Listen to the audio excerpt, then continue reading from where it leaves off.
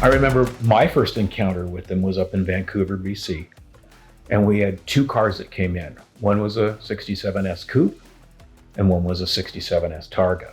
And getting into them and riding with my dad for the first time and going through first and second gear in downtown Vancouver, BC, it was quite something. I have always focused on 67, I think basically because of that. It's a wonderful car. I've owned it since 2005. I've enjoyed these cars for many years. I first encountered them back in 1967, new, because my father's business was importing cars from Europe. He started in 1962. You can see that we didn't start with a rust bucket like a lot of these restorations do. And I think you might wonder, like, why did we do this with such a good car? And you got to understand that the idea was first that we were just going to really get to paint the car. When you're working with Dave DeMaria, you can't just paint a car. That doesn't enter into the whole world of redoing a car. We ended up completely restoring this car from ground up, if you will. Every nut and bolt came off the car. Every bit of paint, undercoating. As you go through some of the pictures that we've included, you can see how far and to the extremes that we went to make the car that it is now. I had started my hobby business, which is manufacturing parts that you couldn't get or were 1 year only. And a lot of them were focused to the 67S because I had owned a few of them. But I also had to have original parts if you're going to make a new reproduction. So I had original and NOS parts, and that's really what we used on this car.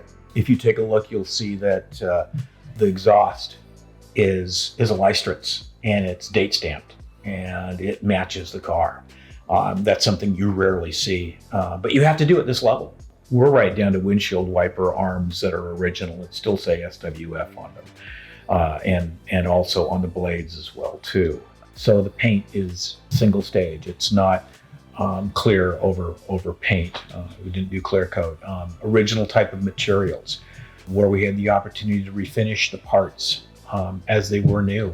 That's what we did. So the anodizing on the pieces, rather than getting a new piece of anodized trim, we redid it. And really some great people involved with the car. Dave DeMaria was responsible for the entire restoration, but you've got people like Mark Akers from Akers up here in Seattle, who did the engine for me. You've got Tony from Audubon Interiors, who did the interior. It's impeccable. We did it in vinyl, which is what I wanted. And we did black and white houndstooth inserts, but that's NOS material that I happen to have. The wheels were done by Harvey. Steve Rowe did the gearbox. So we really had the best of the best that were on this car from beginning to end. And I think it shows in the way the car, the finished product of the car, how it runs, how it drives. I mean, if you're going to be at this level, and I hope somebody shows the car again, I think it could easily go with very minimal amount of work and be shown again.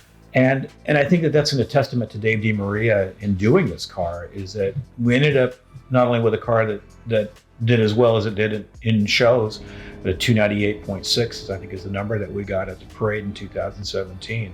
But the car drives at a 300-point level as well too. It really does. It's magnificent.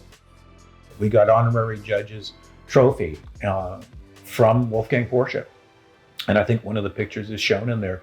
And I had a great time talking with him. And it wasn't a long conversation, but what he said it was interesting. He goes, "This car feels good." And he held his hands up like this because to gestured. He says, "It feels right."